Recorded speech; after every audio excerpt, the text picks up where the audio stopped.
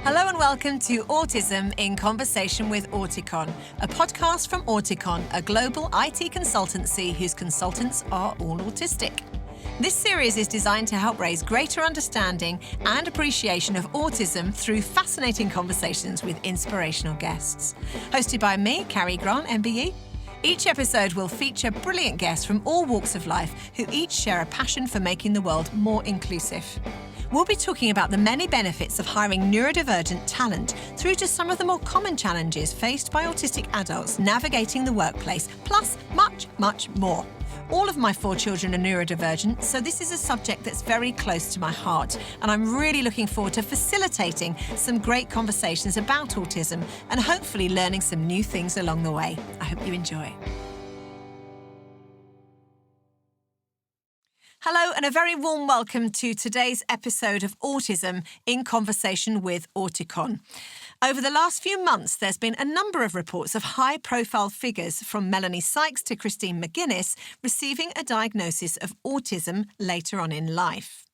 In this episode, I'll be speaking to a panel of guests about their own experiences of the diagnostic process and looking at the impact a late diagnosis can have. We'll also be talking about their views on whether things need to change and what can be done to make things easier. My guests today include Kirsty Cook, Global Director of D&I Services at Auticon, Lars Backstrom and Lilly Smith, who are both IT consultants at Auticon, and Megan Tanner, a parenting and communications consultant, as well as the founder of the charity Hear Their Roar. Welcome to the show, everyone. So I think to start with, it might be helpful for us to cover what exactly is meant by a late diagnosis of autism. Kirsty, if we could go to you for that. Well, a late diagnosis traditionally is referring to somebody that receives an autism diagnosis in adulthood, but there isn't actually a stage that officially becomes late. So is that when somebody technically and legally becomes an adult at 18? Is it when they're in their 30s and upwards? There isn't any firm age. But arguably, a late diagnosis is for anyone that hasn't received that in childhood, including maybe someone that's past 11s. They've gone through their entire junior school life in the UK at least without any support because people didn't know they were autistic and they didn't know they were autistic. But I guess for the sake of this podcast and some of the people on the podcast today as well, it's somebody that's received it in later life. Okay, so we're clear on that. I mean, I always think that no one thanks you for a late diagnosis. I've yet to meet anyone who's like, I'm really glad I got diagnosed late. Most people you speak to are going to say, actually, I wish I'd have known this. Even if they're 18, they will say, I wish I had this in junior school, as you say, Kirsty. Okay, so let's have a look at the age and how it happened for each of you guys. Lily, for you first, how old were you and how did your diagnosis happen? I was in my early 30s when I got diagnosed. It was actually after some psychological help for something else that I'm not going to go into. Ended up with me seeing a psychologist and they went, you should get tested for autism.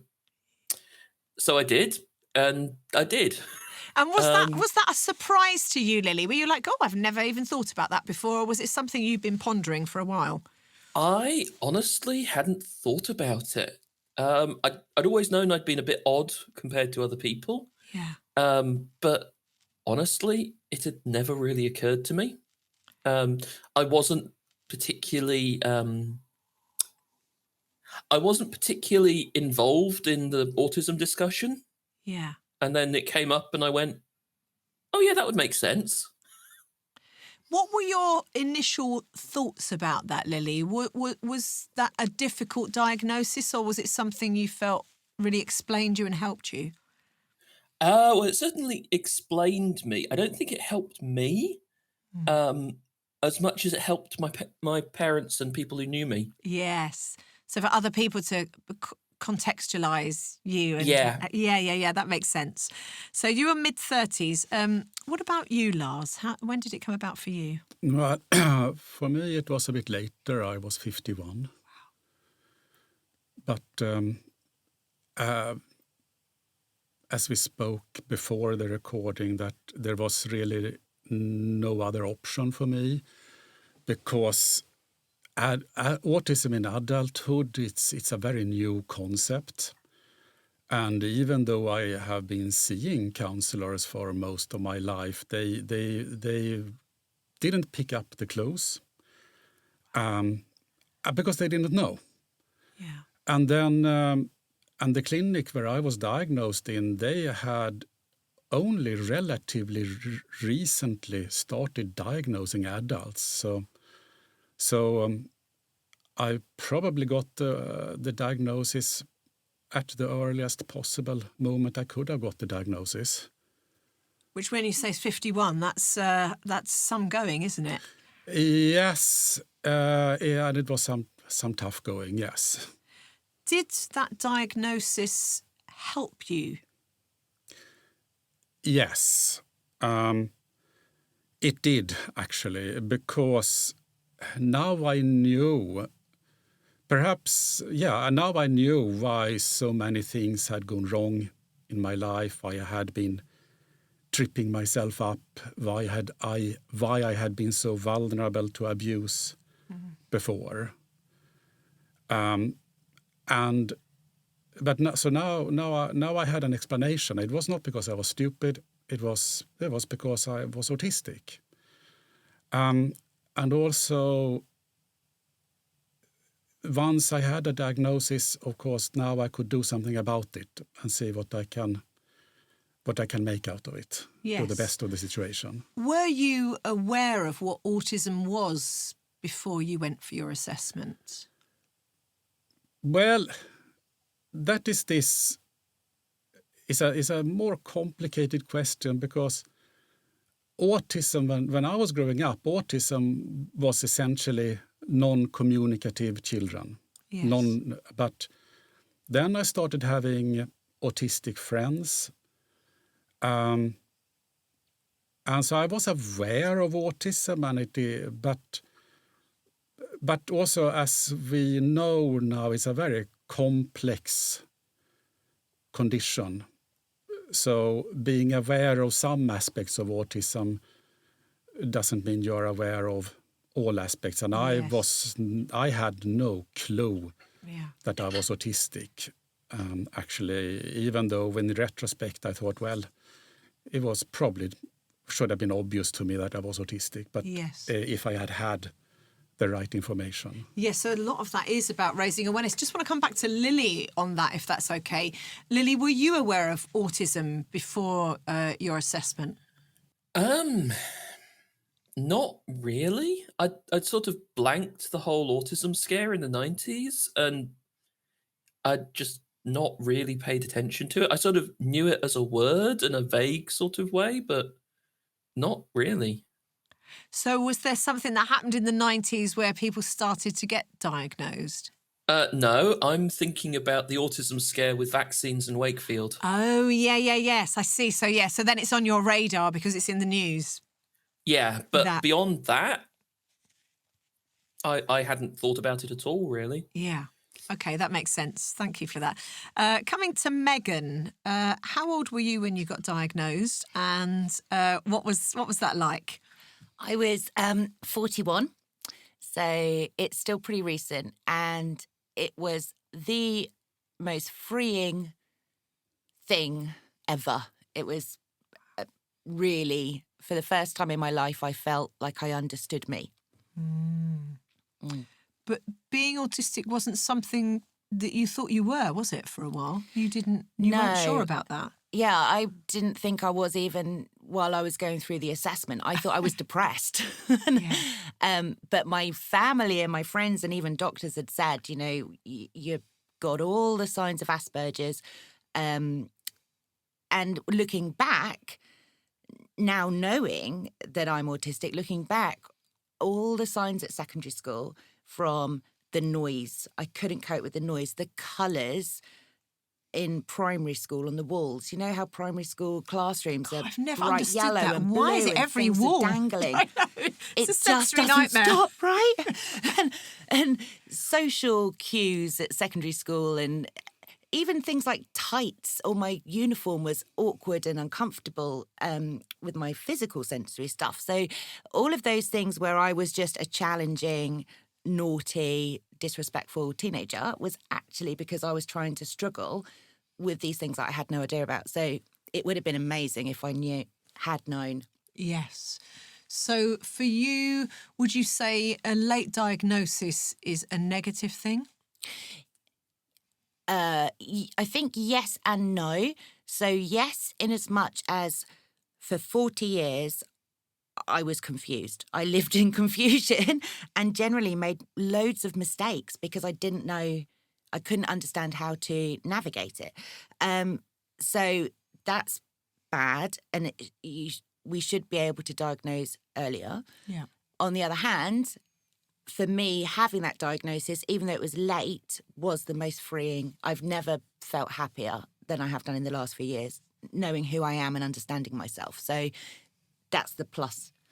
Better late than never. I can see Lars nodding away to that. Was that the same experience for you? Did you feel a relief? Yes. Oh, it was a huge relief. As I said, knowing that everything, well, a lot of things that had gone wrong, it was things that I just couldn't have done anything about. Yes. And also that, as I also said, I wasn't stupid. It was a condition. It was a disability. Yes. And I had actually done my best, but the odds had just been too high. Yes. That makes sense. And for you, Lily? For me, I sort of greeted the diagnosis with oh, okay. Yeah. I mean, that was because, right, I hate the term, but I'm reasonably high functioning. So the word I'd that already... we've just thought about a different way of explaining this high functioning thing, and I now call it neurotypical passing. That is a really good term. Yeah. Yes. I'd already sort of developed a lot of coping strategies and a lot of ways of dealing. So the diagnosis didn't really help me, but it did help a lot of people around me go, oh, that makes sense. And yeah, I mean, earlier diagnosis would have been better, but any diagnosis is better than no diagnosis. Yeah, good point. Absolutely good point. Something, if we're sharing random little bits from childhood, something I always thought when I was young is that I was more Vulcan than human. Yes. One of my children describes themselves as, I thought I was an alien and everybody else was from a different planet. And Yeah. So that's why there's so much love of Doctor Who and Star Trek out there in our community, right? Okay, Yes. let's move on to the working world. Auticon is dedicated to making the working world more inclusive. So I'm very keen to explore the connection between a late diagnosis and how that's impacted your working lives. Let's go to you, Lily, first. Can you describe your working life before and after diagnosis? Have there been any changes? Oh, massive. Well, okay. Massive changes since joining Auticon. Because Auticon is... I will sing their praises for ages, but let's not do the advertising spiel. Right, before diagnosis, after I got out of uni, because I got out of uni with a degree, I actually only got a 2-2 because I completely failed one of the modules. Yeah.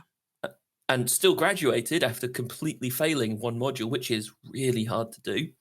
I failed that because it was a second group project in the same semester. So we had 2 group projects overlapping, and it was just too much for me. So I just completely blanked one. Anyway, because I only graduated with a 2-2, I didn't go on to a master's or anything. I started applying for work, and I was getting interviews. I was getting lots of interviews because I had a good CV. I had good stuff on my CV, but every interview I flunked. Yeah.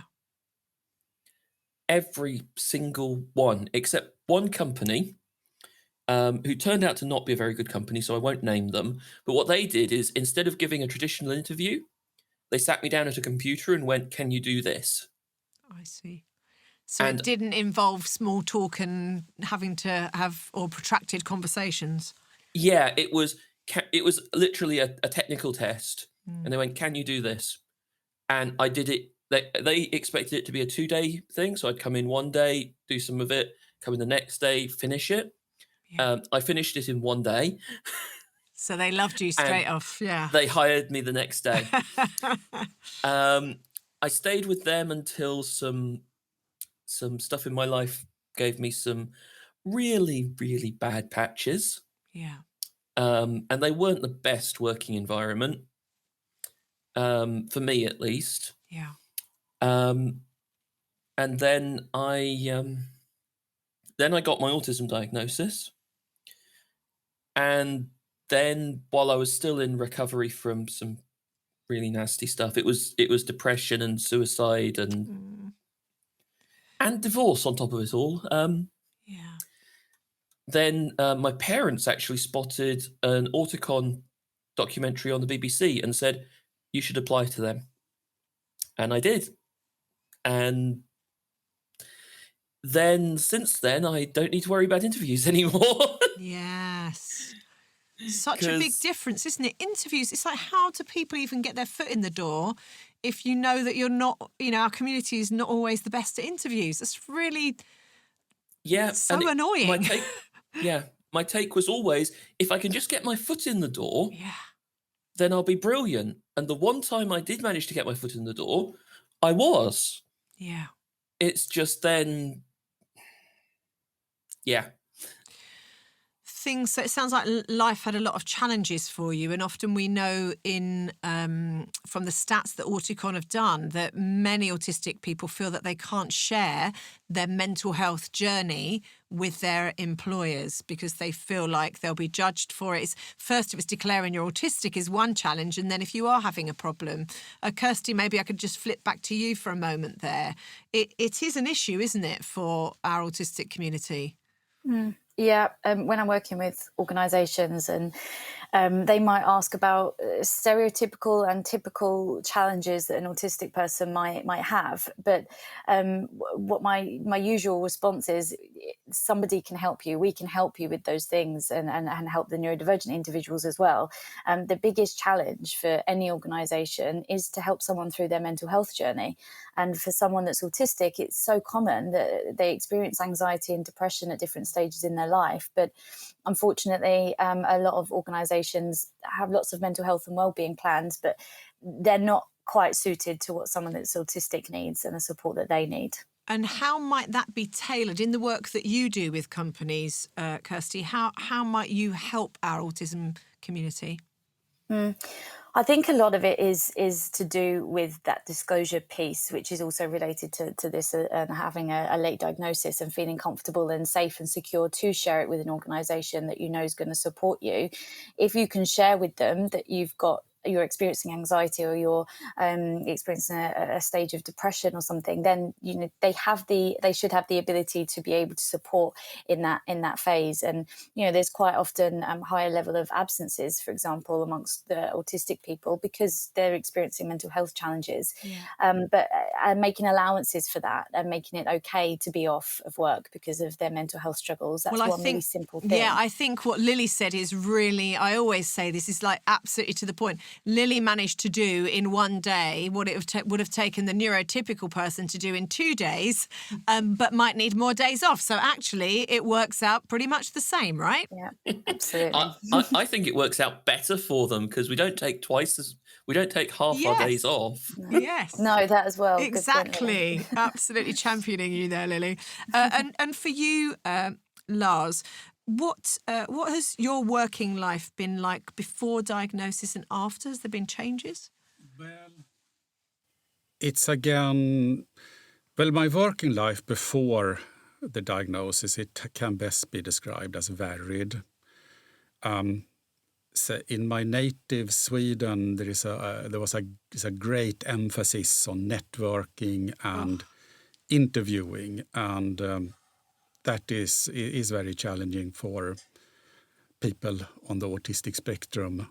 So I tried for a long time and made no headway whatsoever. And it's a very strong emphasis on fitting into existing company culture there. And yeah, so it was a dead end. But I had some friends in the UK, and they said that, well, the job market is good here. And so I took a chance and moved, and they could help. And it took me 6 months of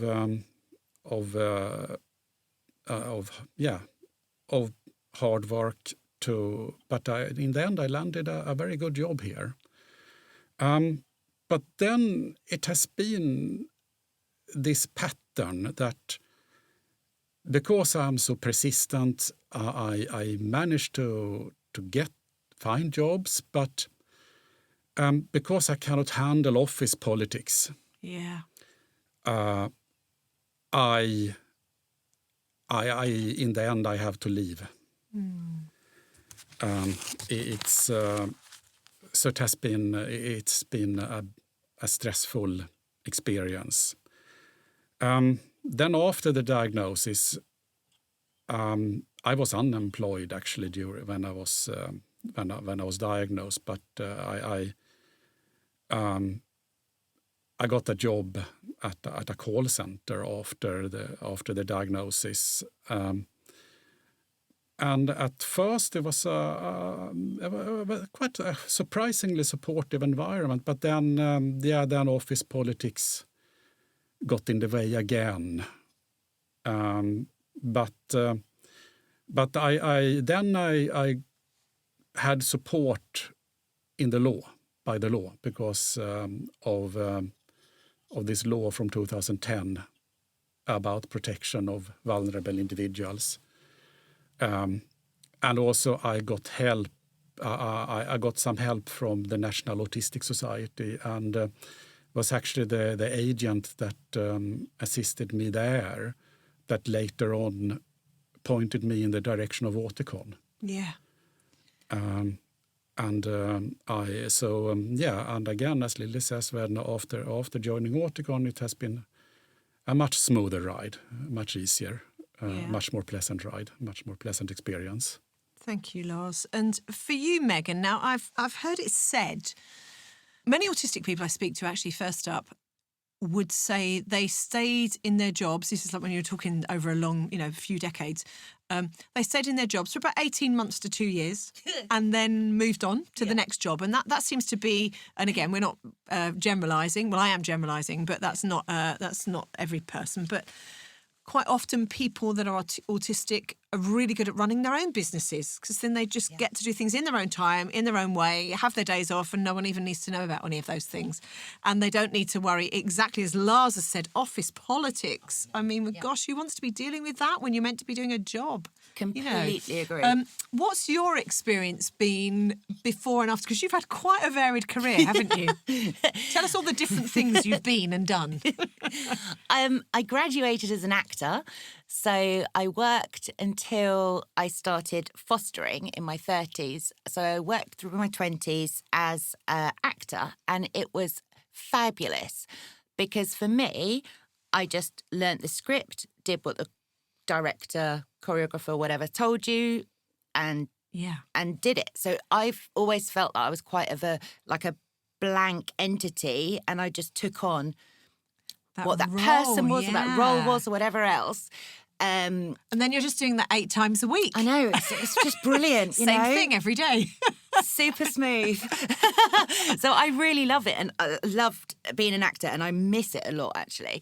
And then I decided to foster when I was in my 30s. So that was before my diagnosis, and that's when I really realised what actually the world is like. Because as well in acting, everybody's so different. So I find the world of acting quite freeing. And I agree in some ways, because everyone's out the box anyway. Exactly. So it's kind of, you're celebrated for your difference in a way. Absolutely, and you have gifts, and you bring gifts, and that's the kind of the culture. So I hadn't really had any experience of workplace environments. until I became a foster carer. I went to social services. And that's the absolute thin end of the wedge. It's the other end, isn't it? Right. I mean, of all places to go. Oh, my goodness. And I because- don't fit in. Because you're under the microscope there. Yeah, absolutely. I don't communicate the way they communicate. I don't fit the box at all. And you have to fit the box. So it was... I love fostering, but it was it is still a very challenging work environment. So for me, I learnt to mask, which was so hard because, okay, I could deal in situ with something, but then I was going to dysregulate and melt down. I would need to sleep before a meeting or a phone call. Wow. I used to have to get other people to answer emails. That's so interesting, Megan, because in a way what you're saying is your first... I mean, I'm sure you were masking from when you were a child, because I'm sure you were, but that's the first time you've mentioned that need to mask is actually in your 30s. Yeah. In suddenly being in a very structured, that's a public service area, isn't it? Yeah, absolutely. So that was really difficult. And then I got my diagnosis a couple of years ago, and now I just don't care. I'm really unapologetic. So I'm like, you do you. I'm going to do me. I'm not fussed. And you will not box me. What was the response in social services, being a foster carer and suddenly saying, oh, that's it, I've got my autism diagnosis? Yeah, so that was interesting. So they wanted me to go back and you have to do medical every 3 years, but they wanted me to go and do a medical there and then to check that I was going to be okay for fostering. I've been fostering for 8 years already, so nothing had changed. I had always been autistic. I just didn't have the piece of paper. Wow.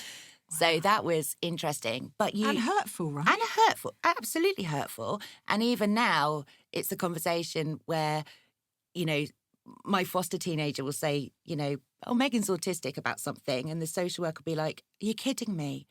Oh, that explains it. What's meant by that? Do you want to go and get some training on inclusivity, please? Yeah. We're really not inclusive. So in a place where we should have diversity and inclusion, it's social services. So it's interesting.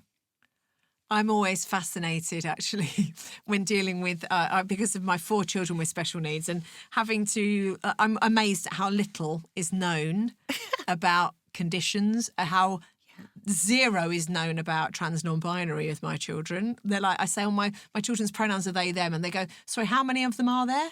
Like, wow, just the one. Holy just the one. crap. And this is a service that's looking after children. children. Yes, this is the actual service that looks after kids. Yeah, so there's a lot to be. Can we fire those people and get new ones, please? Lily, there'd be none left. Kirsty, I'm okay with that. I mean, we could do the same with politicians who are dirty. Yeah. I'm not okay with that either, which is why, and I think this is part of it, and in a way, Megan touched on this, part of your job almost, whether if you're in an autism family and whichever role you're in, but it's like educating the world as you go about your day, isn't it? Yeah. Always giving a reason for your own existence or your family's existence. That is exhausting. It is exhausting giving a reason for your existence. Because Kirsty, you have to be a teacher for everyone. Yes. Like Google is free, for goodness sake. Right? Right, Kirsty, let's come back to you. You're listening to all of these quite different stories in a way. What are your immediate thoughts? Well, the word relief has been used quite a lot, and that's really, really common because ultimately when someone receives their diagnosis, it's the first time that I'm going to use that same term, Megan, when you said there to be unapologetically yourself. I love that phrase. I use that myself as well. And it's the first time that for some people they've ever been able to feel they can be, to know who their sense of true self is, which of course goes a long way to supporting mental health. I thought it was really interesting, actually, Lars, that you said it was the first earliest point that you could get diagnosed. It kind of made sense for you to get diagnosed at that point. And I think that's becoming more and more common as well amongst parents of children, because to be able to identify some autistic traits in a school is becoming a lot more common. Teachers are educated about autism to be able to notice things. And it's through that process that a lot of parents are then realising they identify with a lot of those traits. So they might be autistic or have another neurodivergent condition. So similarly to Lars, I think for a lot of people, they're receiving a later diagnosis and they had no way of knowing that could have been them or should have been them getting a diagnosis before then. And for Megan's story, I would wonder whether you kind of fall into this very typical female category of, unfortunately, getting diagnosed with a million different things before finally being given your autism diagnosis because of masking and because of the diagnostic process just not being suited for females at all. So unfortunately, in a later diagnosis of females, they could have had a diagnosis a lot earlier in life, but unfortunately, it just doesn't work that way for so many. Yeah, I think it's particularly difficult for those female or assigned female at birth. That so much of the research has been done on those assigned male at birth, hasn't it? That we've got a way to go to even that back up. Okay, so let's have a look then. Just a question to each of you, starting with Lily and the autism diagnostic process. Is there anything that you'd like to see done differently that could have improved your experience? Ooh, that's a hard one. I'm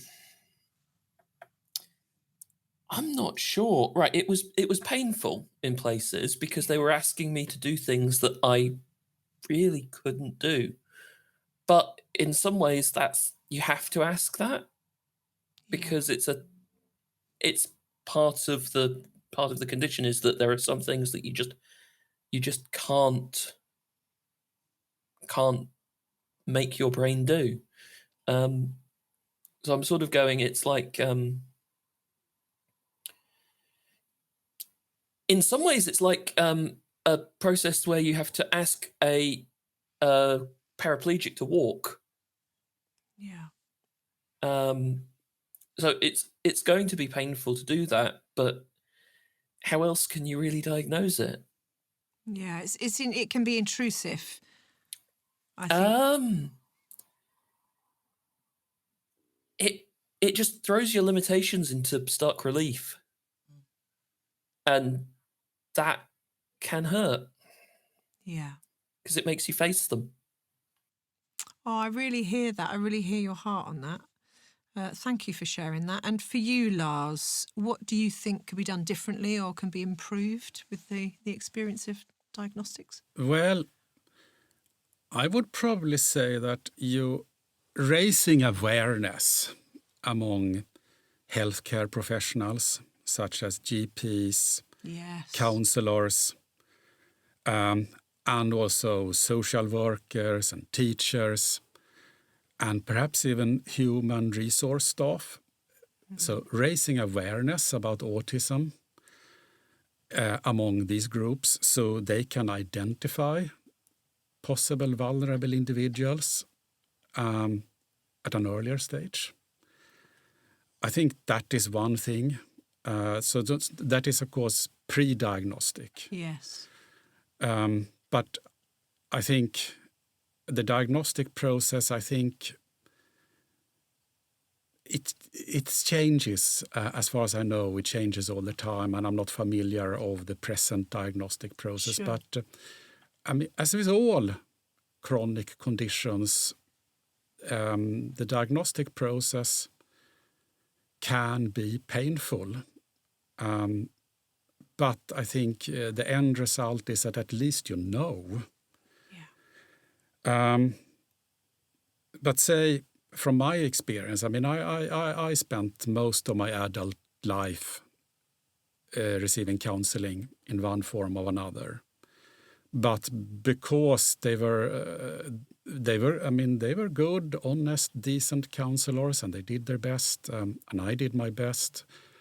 But it never really took, the counseling, because the root cause was never identified. Yeah.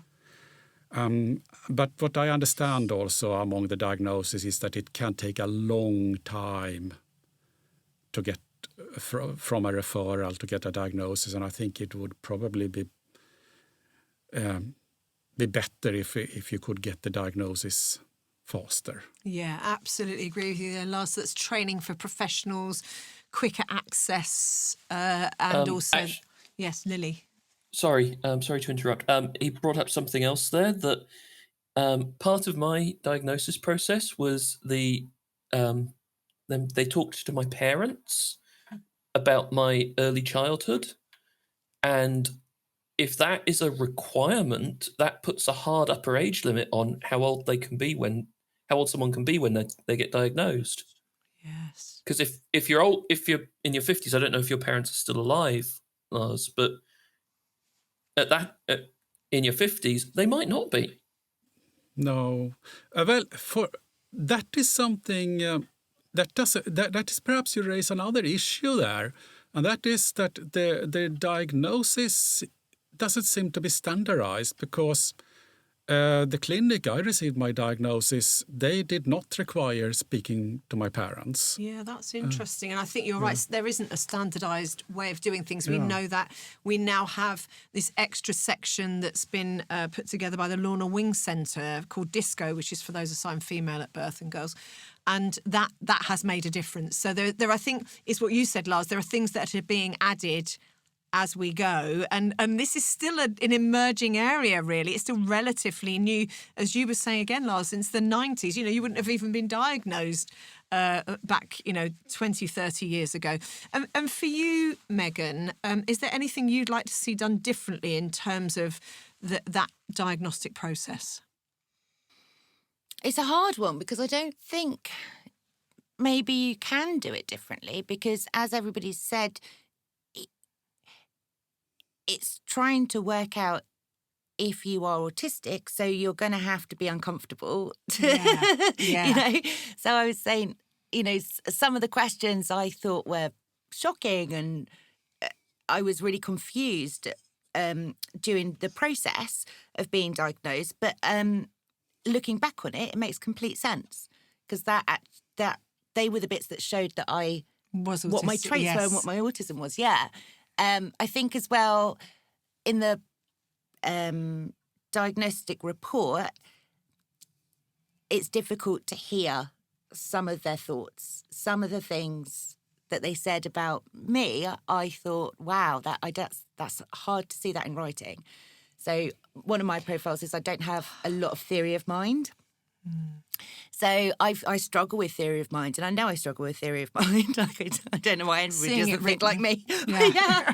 When I see it written, it's quite shocking. So maybe, I don't know if after the diagnosis there was able just to have a session with somebody just to talk it through and just talk it through and let it go, sort of thing. And who knows, maybe in 20 years' time, theory of mind will be thought of as being very different. Right. Struggle with theory of mind according to someone who says this is what your theory of mind should look like, right?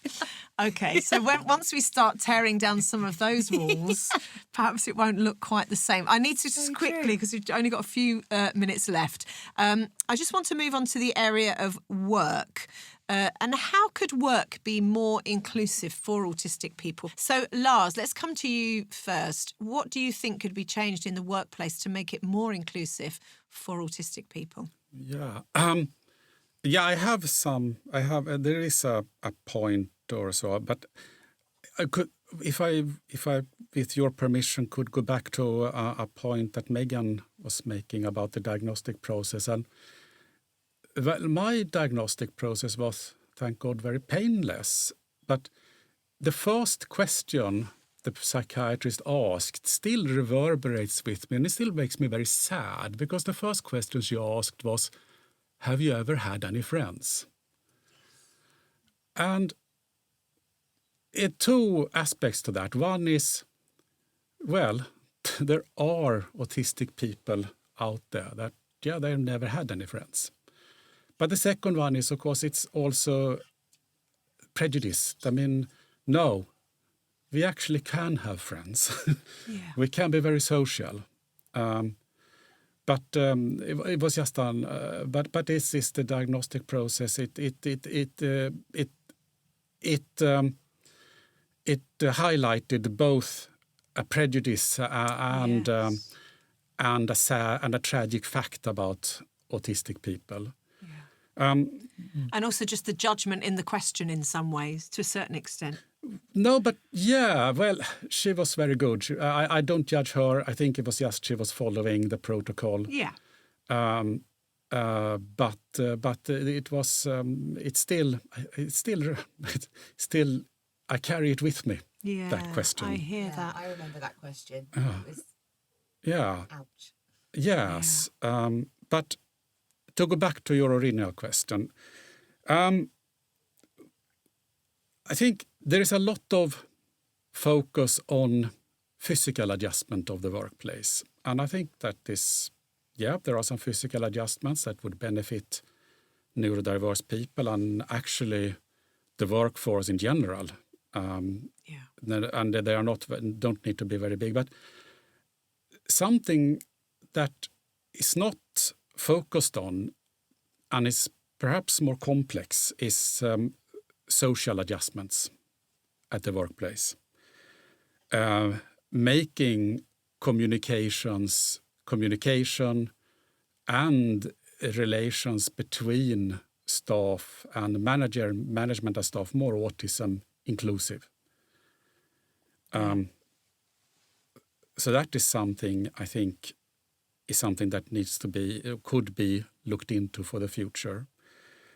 And there is one personal observation I've had from my career, such as it is that even though I have left most of my jobs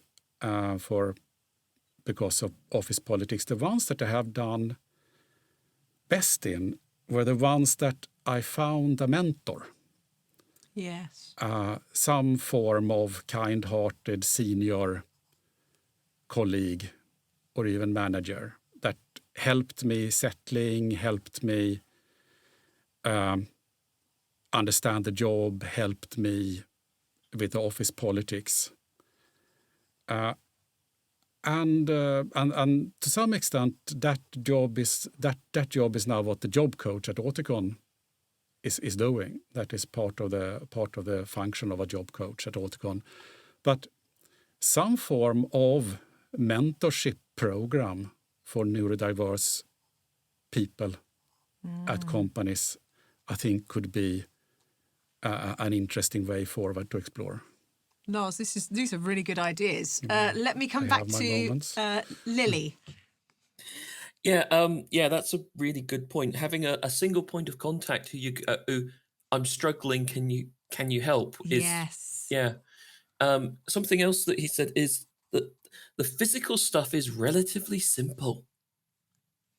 Yeah, Agreed. It's easy to go, you're autistic. Okay, so you want the dark corner of the room, or you want to be by the window, or you want to be off the busy bits, or even these days, okay, so you're going to work at home 3 days a week. Yeah, it's not rocket science, is it? No, that stuff is easy, assuming that the person at the other end who's organising it cares. Mm-hmm. Yeah, the hard stuff is the stuff that isn't physical. It's things like having someone to basically who you can go to if you feel like you're falling, being accepting that you're going to take more days off for illness, being accepting that some of your days off for illness are for mental health illness. Yeah. It's something that even at Auticon, I still struggle with because there's so much baked in prejudice against taking mental health days. Yeah, even at Auticon, I struggle to take them because I feel bad taking them. It's not.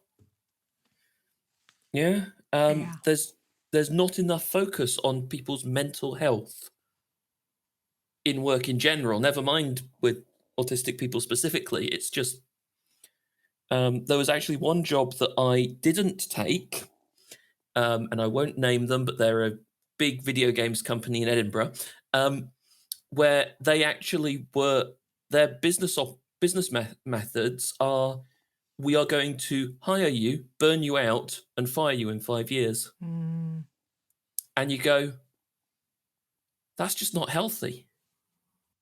Yeah, no, it's not, and you're absolutely right. And Lily, what I've heard what you're saying said by so many people. Obviously, autistic burnout is a thing, and it's spoken about. And working with companies that sort of drive you in that way, use your intense interest for the advantage that they can, but actually not take care of your mental health. It's really important that balance is there. Let's go over to Megan. What do you think would make the workplace more inclusive? I think the first step would be for organisations to realise that just because they say they're inclusive or just because they've got a policy of inclusion doesn't mean they are. Yes. And just to get really granular with the difference between what we say and what we do. And I think sometimes we can forget that we have to do as well. So I think that would be my not just having a policy on your website. Yeah, your policy. You've actually got to live it out. Right? Yeah, words on a page don't do a thing. Exactly. No. But I At least agree. not on their own. Yeah, it's so true. But I agree with everything the guys have said. It is those, it's not the practical stuff. The practical stuff is easy. It's all the stuff around, the sensory stuff and everything else that needs to be taken into awareness. I mean, yeah. And understanding that with social services, it's very much like, it's okay that you're autistic until you're autistic. And I'm like, yeah, exactly. Oh, what? Be your autistic self. Oh, actually, not that one. Not that one, yeah. Like, understanding we are not going to communicate the same way. We are not going to express ourselves the same way. We are going to be different. And that's okay because we have to accept their presentation. And I think that we should be accepted as well with our presentation. Absolutely, so, the pushback. And can I finish with you, Kirsty? You obviously, you're Global Director of D&I. What is D&I Services at Auticon, by the way? So it's our Diversity and Inclusion Services. Oh, I see. Yes, of course. Well, then you are the perfect person to ask this question of. What more can be done? We're focusing on neuroinclusion, of course, and we provide kind of we have a training suite of more than 20 hours worth of training on individual topics that would relate to somebody that's autistic. And while, yes, there are lots of those physical adjustments and recommendations that we provide in that training, I think ultimately it comes down to a philosophy of just taking a really, really compassionate and individual approach. And I hate to use this saying about once you've met one autistic person, you've met one autistic person. But ultimately, you can work with 5 people in your team that might have a sensory processing condition. They all need something different. And I think that's the big lesson for teams. And, our focus groups for these services are line managers, D&I teams and HR teams, because autistic people, those are the first groups that in an organisation they should be able to go to. But unfortunately, there's just not the understanding and the kind of penny dropping moment to understand and get that person and understand their autism to then give them the support that they need. So I think organisations can go a long way to helping their teams feel more confident to actually support autistic people too, to reduce that fear that they're going to get it wrong and not be supportive enough in some cases. Kirsty, it's really interesting that you use that, if you've met one autistic person, then you've met one autistic person.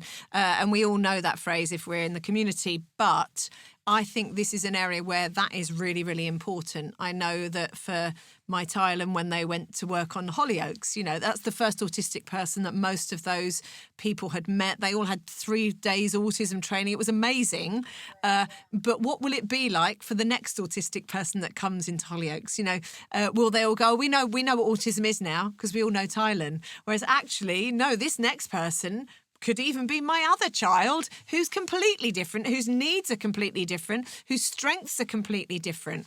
So you're absolutely right there. It's been amazing listening to you guys. My big thanks to Kirsty Cook, Lars Backstrom, Lilly Smith and Megan Tanner today. I feel like I've got so many notes here that I've written down. I love this idea of when it comes to diagnosis, we need early access, timely access. We need the kind of assessments that Yes, we've got to have those awkward questions, but also we want this to be a really good experience for that person. This is the first time they're really going to understand who they are in the world. And so it's important that that's also a positive experience.